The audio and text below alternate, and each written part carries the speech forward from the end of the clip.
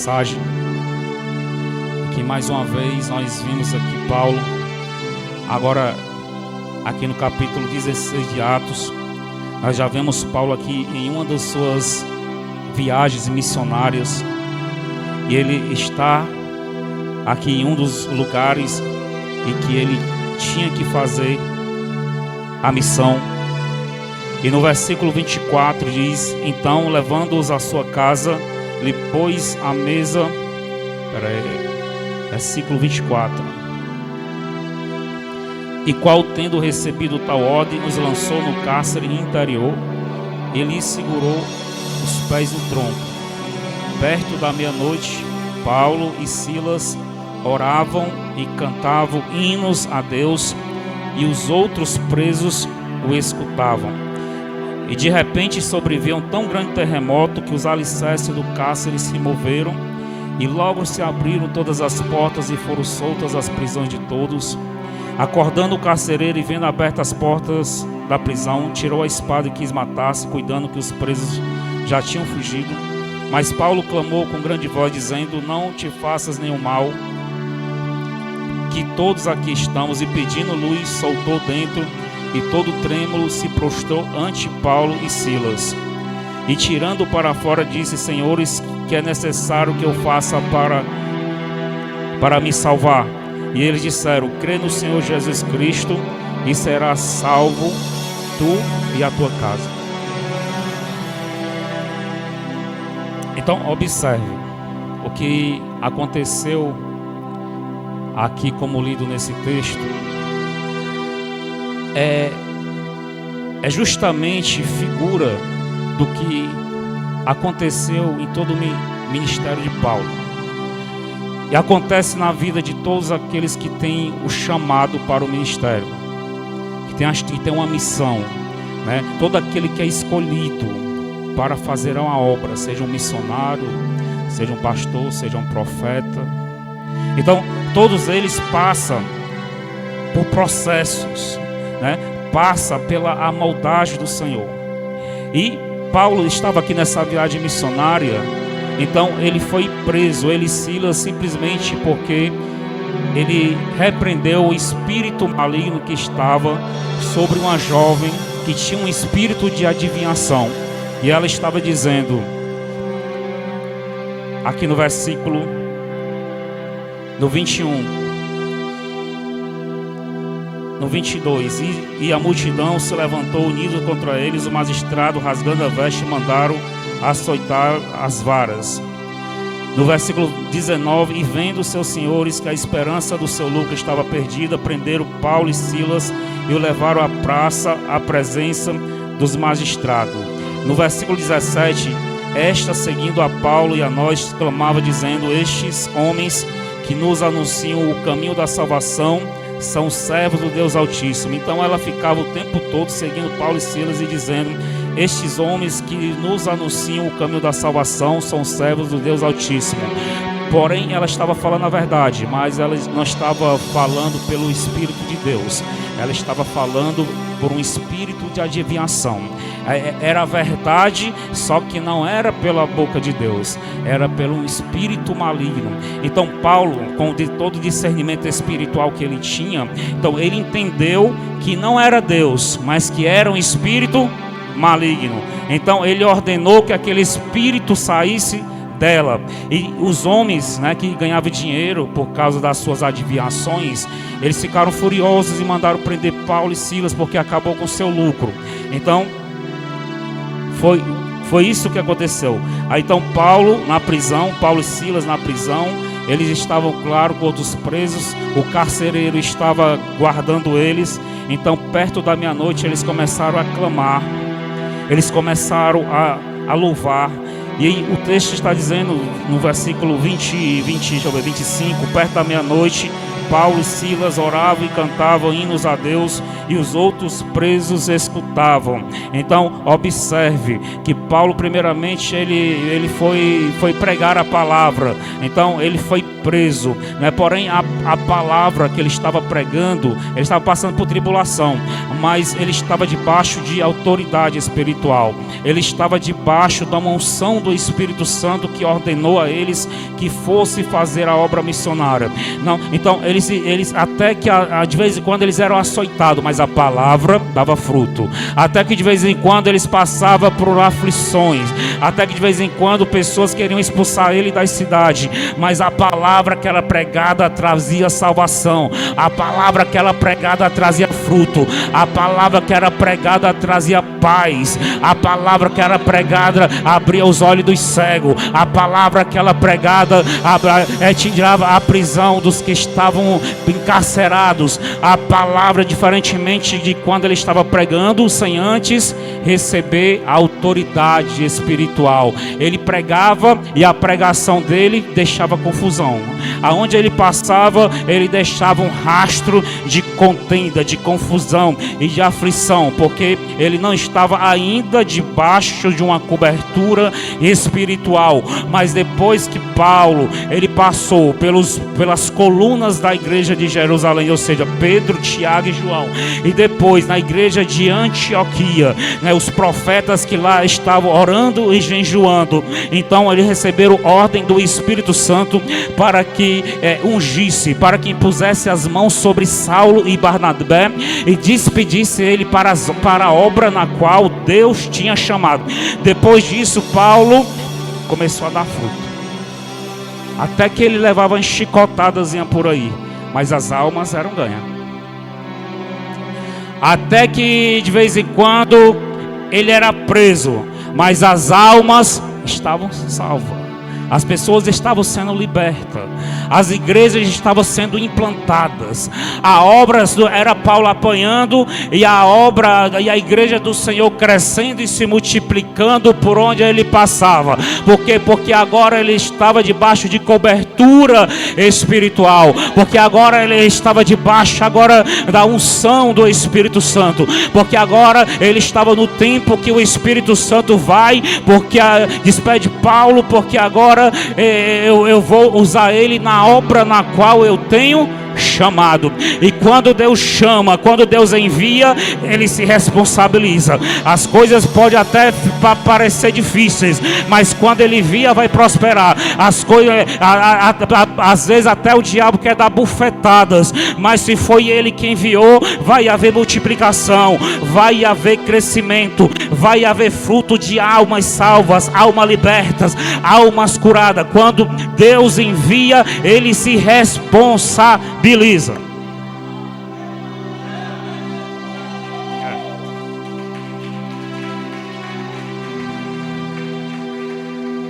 Mas Paulo foi preso. Ele foi preso, mas o espírito maligno que estava sobre aquela adivinha saiu e a moça foi liberta. Mas ele foi açoitado, mas a igreja de Cristo foi implantada naquela localidade e muitas almas foram ganhas. Não foi Jesus que disse para Ananias, quando Ananias disse: não, mas esse homem ele é perverso, ele é perseguidor dos cristãos. Aí não foi Jesus que disse: vai Ananias, me obedece e eu te mostrarei o quanto Saulo há de padecer pela minha obra. Ele vai pagar o preço. Ele é perseguidor agora, mas eu vou te mostrar que ele vai pagar o preço. Ele vai se sacrificar pela minha obra. Aí está aqui Paulo sendo preso, está aqui Paulo sendo açoitado, está aqui Paulo muitas vezes saindo ferido, mas Deus estava mostrando o quanto Paulo estava padecendo, porque enquanto de um lado tinha alguém sendo açoitado, de outro lado tinha pessoas sendo salvas. Enquanto Paulo estava naquela prisão física, tinha muitas almas que estavam saindo da prisão espiritual.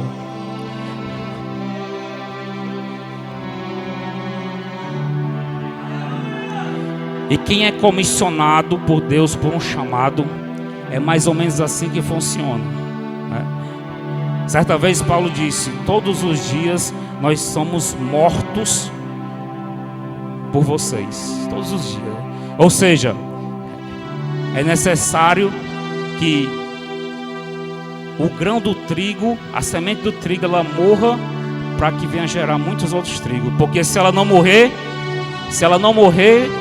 não vai gerar outras sementes. Mas se ela morre, ela vai gerar muitos grãos de trigo.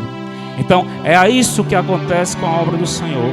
É isso que acontece, por isso que eu disse aqui outra vez, que o chamado, depois que ele passa pelo processo e passa a ser escolhido, então agora o escolhido, ele vai ser moído. Vai ser moído. E tem muita gente dizendo, eu quero ter um ministério igual de Paulo. Eu quero ser que nem José. Vai ser moído.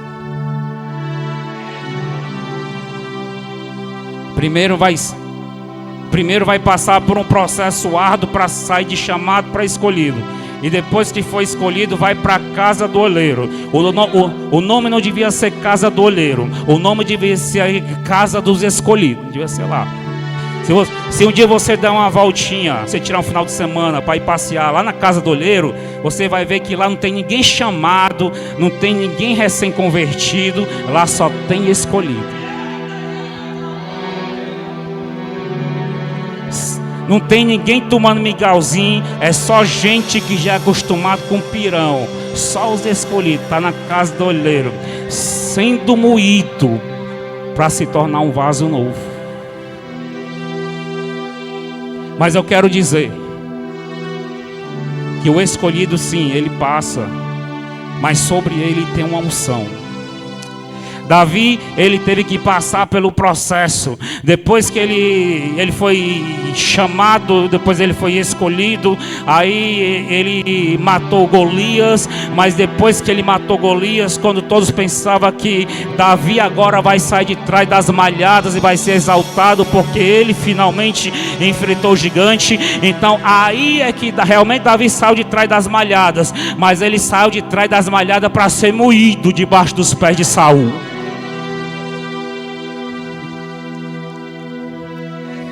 Eu vou fazer uma pregação com o tema de trás das malhadas para debaixo dos pés de Saul. Foi ou não foi? Quando o gigante caiu, Saul perguntou: quem é este jovem? E alguém falou para Saul: você não sabe quem é? Ele é filho de Jessé, o belemita. Deu até o endereço, Jessé, o belemita, lá de Belém. Agora Davi estava saindo da situação de chamado para escolhido. Agora ele vai para a casa do oleiro. Então Davi foi chamado para a casa de Saul. Davi vem tocar harpa, porque tenho ouvido falar que você toca muito bem harpa. E o rei Saul está com o espírito atormentador. E quando alguém toca um instrumento, o espírito dá paz para ele. Então Davi agora foi para a casa de Saul. Eu fiquei pensando, dizendo, agora o homem foi promovido. O homem saiu de trás das malhadas para o palácio. Mas lá no palácio ele teve que enfrentar a lança. Se dizia das lanças de Saul. Lá no palácio ele teve que aguentar a perseguição de Saul. Lá no palácio ele tinha que fugir do espírito da morte todos os dias.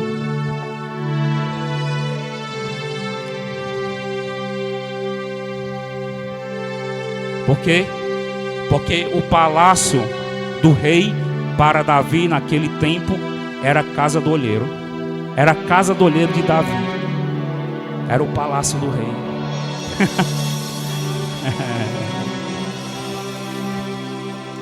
Mas Davi estava debaixo de uma unção. Lembrando, não podemos esquecer como é que Davi aguentou, como é que Davi conseguiu prevalecer, como é que ele conseguiu, depois de tantas coisas, ainda ser rei. Como é que Davi não ficou com problema psiquiátrico, psicológico. Como é que Davi não ficou com depressão depois de tantas coisas. Como é que Davi ainda conseguiu apacentar e governar uma nação depois de tantas coisas. É porque, diga assim, me ajuda aí, participe.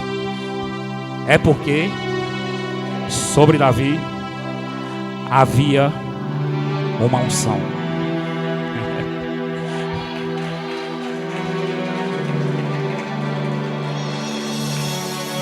O negócio pode estar difícil.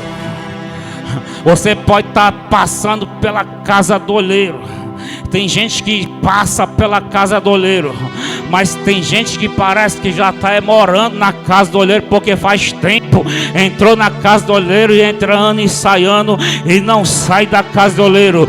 Mas a boa notícia, eu quero te lembrar, você pode estar passando aí por um processo de maldade, de transformação nas mãos do Senhor, mas se foi Deus que te chamou e te escolheu, há uma unção sobre a tua vida, e sobre essa unção e debaixo dessa unção você vai sair bem desse negócio. Você vai sair bem de dentro dessa fornalha. Os leões dentro dessa cova não te tocarão.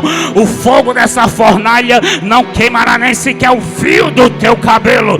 E quando for no tempo determinado, tu vai sair da cova dos leões, tu vai sair da fornalha de fogo ardente, tu vai sair do palácio de Saul para governar, para reinar, para fazer aquilo que Deus te chamou, te escolheu e te ungiu. Só quem se alegra com essa palavra, dá um glória para Jesus. Dá glória.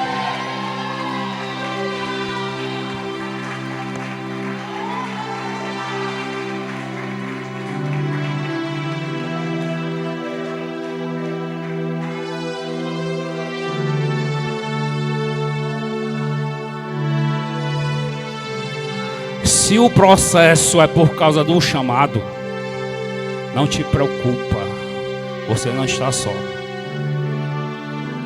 Deus está cuidando.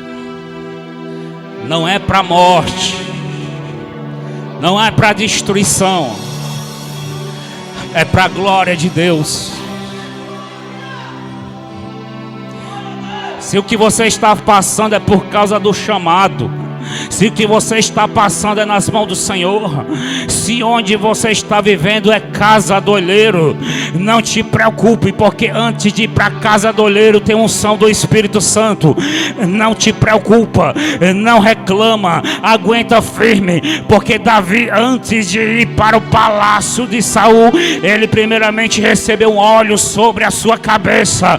Antes de Paulo ser preso, antes de Paulo ser açoitado, ele recebeu um óleo sobre a sua cabeça.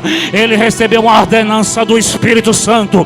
Vai, Paulo, para a obra na qual eu tenho chamado. Está sendo açoitado, está doendo, foi preso, mas é a obra que o Espírito Santo chamou. E se foi o Espírito Santo que te colocou aí, eita glória.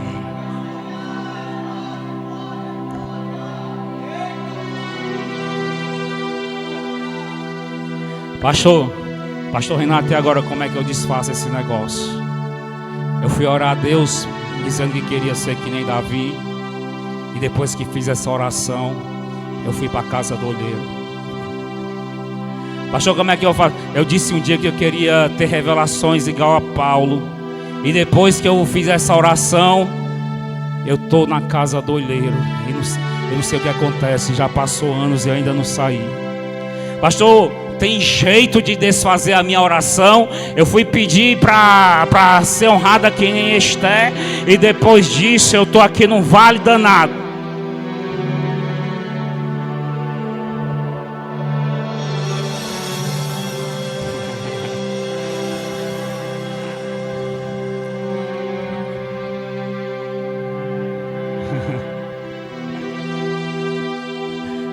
Olha para a pessoa que está do teu lado e diz assim: aguenta firme, não olhe para trás.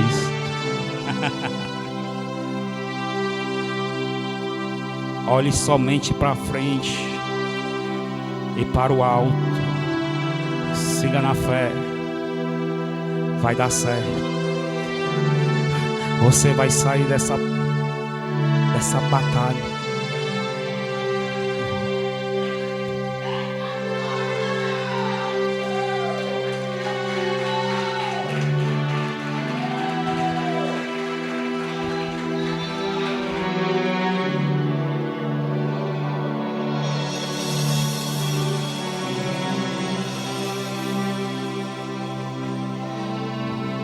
Pastor Renato, depois que eu pedi a unção da pastora Flávia, eu entrei num processo ferronho, não sei mais o que fazer.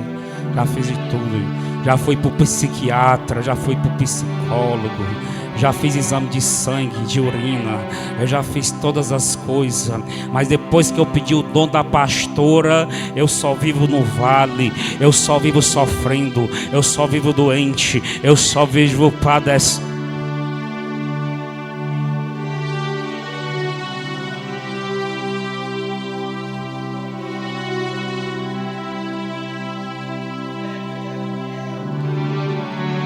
Diz para essa pessoa que está ao teu lado: segura na mão de Deus e vai.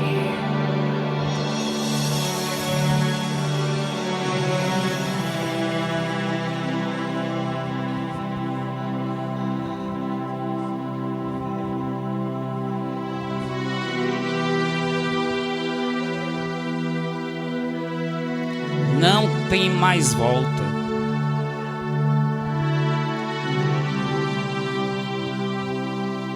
Israel, depois que saiu do Egito, não teve mais volta.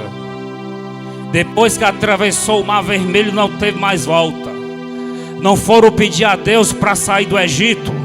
Não foram pedir a Deus uma terra que mana leite e mel. Não foram pedir a Deus independência e liberdade. Então agora que passou pelo Mar Vermelho, agora suporta o deserto. Agora que tu saiu do Egito, suporta a provação. Agora que tu saiu, tu está em Êxodo. Então agora suporta o maná de cada dia. Vai ser de maná em maná, vai ser de gota em gota, vai ser de pingo em pingo, até terminar o processo na qual Deus te colocou. Na Bíblia não tem dizendo que Israel, porque Israel se arrependeu quando estava no deserto, mas não tem dizendo na Bíblia que eles voltaram para o Egito. Até que eles disseram: Moisés, por que tu nos faz voltar de novo para o Egito? Lá pelo menos tem aqueles pepinos, tem aquela cebola, e se a gente morrer tem um canto para a gente cair morto, e nesse deserto nem aonde cair morto nós temos. Aí Moisés, aí Deus disse: diga o povo que marche. Não tem volta. Não vi. Tem na Bíblia alguém voltou? Tem na Bíblia dizendo que chegou um povo lá para Faraó. Faraó, nós pedimos para sair do Egito, mas nós não aguentamos o processo, nós não aguentamos a casa do olheiro, e nós viemos aqui enviado de Deus, e nós queremos de novo voltar a comer pepino, comer cebola, voltar a carregar tijolo. Tem isso na Bíblia? Pronto. Então olha para a pessoa que está ao teu lado e diz assim agora: não tem volta. Não tem volta. Não tem volta. Ninguém volta para o Egito, ninguém.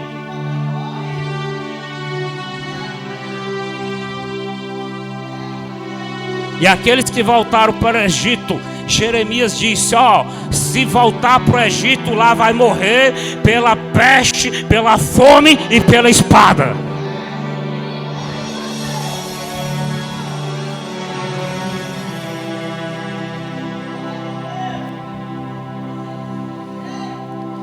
Quem toca no arado não pode retroceder.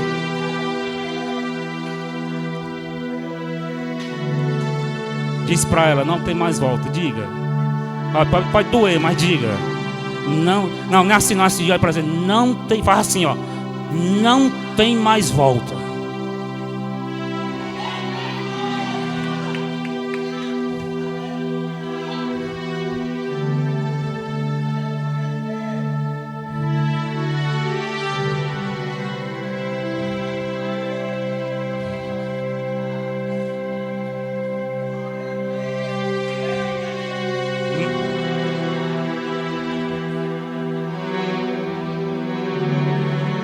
A gente fala o que Deus quer falar. Eu que me programei falar em terremoto. Eu pensava que ia ter um terremoto aqui, todo mundo ia entrar nos mistérios, mas não é. Deus não quer falar de terremoto.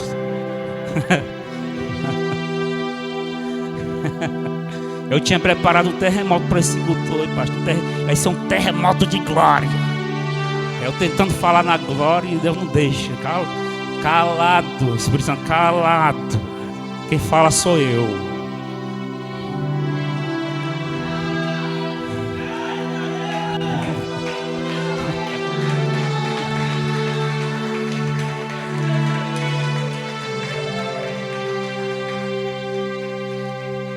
Pastor, então, qual é a solução para a minha vida?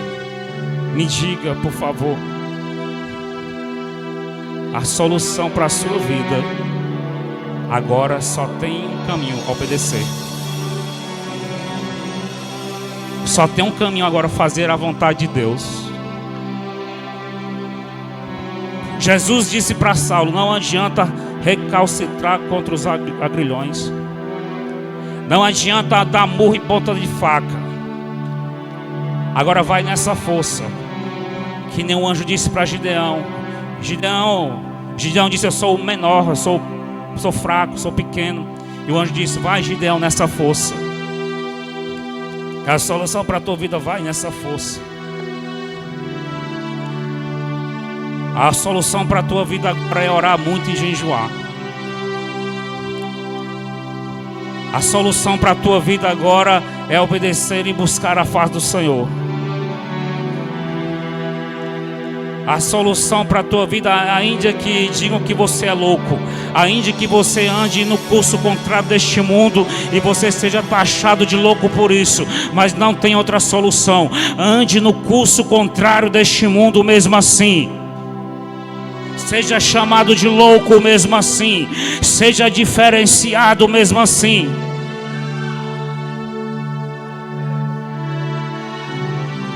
Porque ser diferente no meio da multidão não é fácil. Ser diferente quando só está você e o Senhor é bom demais. Ser diferente quando está só você e o Espírito Santo é bom demais. Ser diferente quando está só você e os diferentes desta terra é bom demais. Agora você ser diferente no meio da multidão é complicado, é difícil. Você andar no curso contrário desse mundo, juntamente com quem está andando no curso deste mundo, é difícil.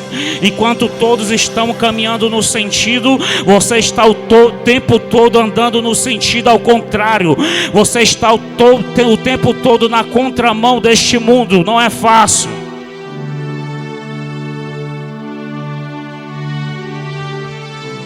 Por isso que Israel ficou cansado no deserto. Por isso que eles pediram a trégua. Por isso que eles pediram: Moisés, intercede por nós. Porque estava difícil andar no curso contrário. Eles tinham uma direção. Se eles fossem diretamente do Egito até a terra de Canaã, demoraria 40 dias a pé. Mas já fazia anos eles não chegavam em Canaã. Eles estavam andando em círculo. Ou seja, tinha hora que eles estavam andando no curso correto para Canaã, mas tinha hora que eles estavam andando no sentido contrário de Canaã. E não é fácil você querer chegar em Canaã e de vez em quando você perceber que está andando no sentido ao contrário. Você está andando na contramão.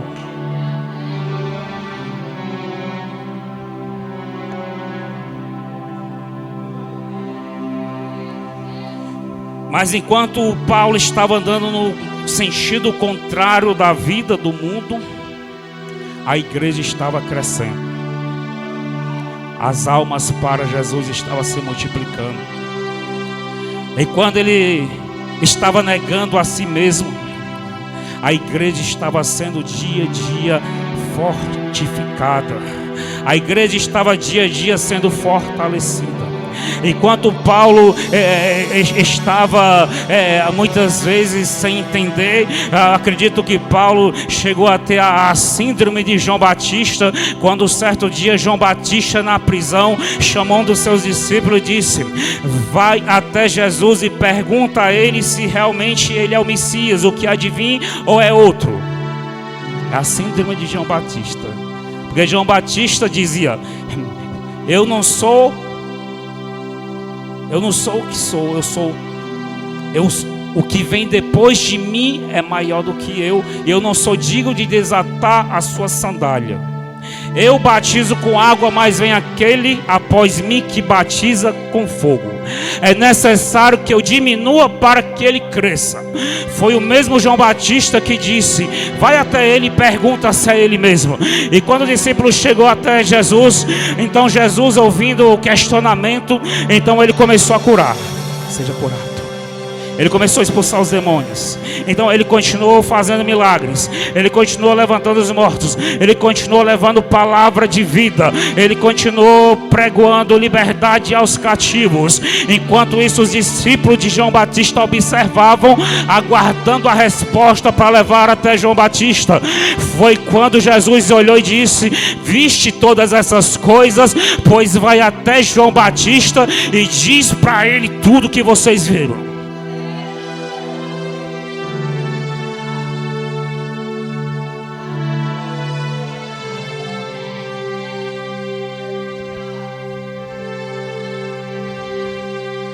Mas enquanto João Batista perecia no cárcere, enquanto ele diminuía, Jesus ele subia. Enquanto João Batista diminuía, o Salvador crescia. Enquanto João Batista ele estava morfando no cárcere, se multiplicava a salvação lá fora. É necessário que eu diminua e que ele cresça. João Batista, mas ele está batizando mais do que você. É necessário que eu diminua e que ele cresça. João Batista foi para a prisão.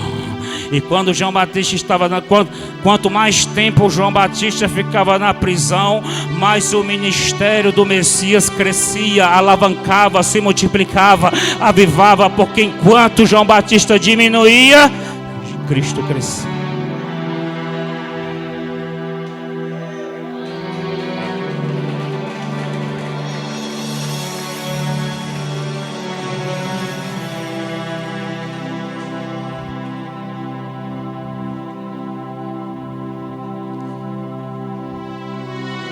Olha para a pessoa que está ao teu lado e diz assim, só para encerrar: enquanto o pastor Renato e a pastora Flávia, eles pagam o preço, as muralhas da tua vida, elas caem. Os empecilhos das tuas vidas são retirados.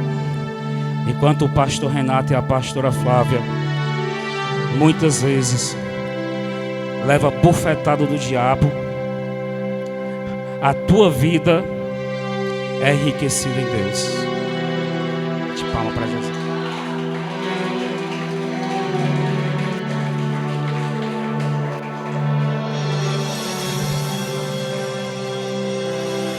Quem aqui tem chamado?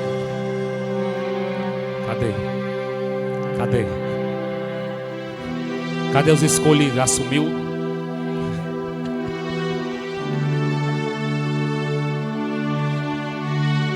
Ah, é tão bonita essa igreja. É tão bom ser pastor. Não faz nada. 3 cultos por semana. Viaja para fazer missão. Come por aí nas casas, baião, com frango cozido, carne cozida. É bem recebido aí nas cidades afora. É tão bom. Eu quero ser como Deus. Eu quero a unção da pastora. Tão bonita, ela escuta a voz do Senhor. Mas o que aparece aqui é a glória. O que aparece aqui em público é a manifestação da glória de Deus. Mas só quem sabe o que acontece nos bastidores para que a glória de Deus se manifeste publicamente é outra coisa. Porque aquele que busca em secreto ao Senhor, Ele honrará publicamente. Publicamente você vê as honras. Publicamente aparece a unção. Publicamente aparece o azeite. Mas só quem sabe o processo para extrair o azeite é Paulo, Saulo de Tarso, o Senhor. É Davi e o Senhor. Só quem sabe é José e o Senhor. Só quem sabe é Esther e o Senhor. Amém? Vamos orar para encerrar, fica de pé.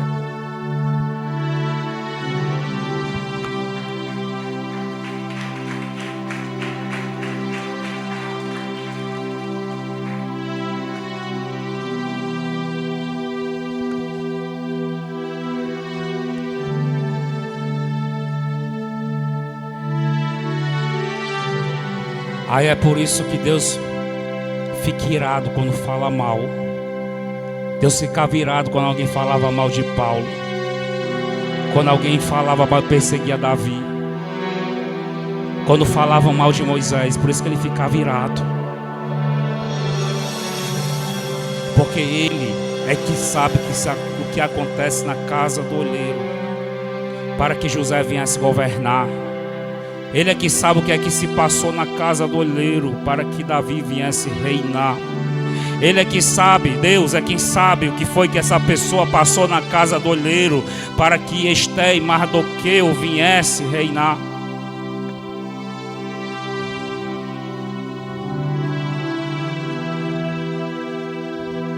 Por isso que eu digo assim: não fale mal de quem passou pela casa do oleiro.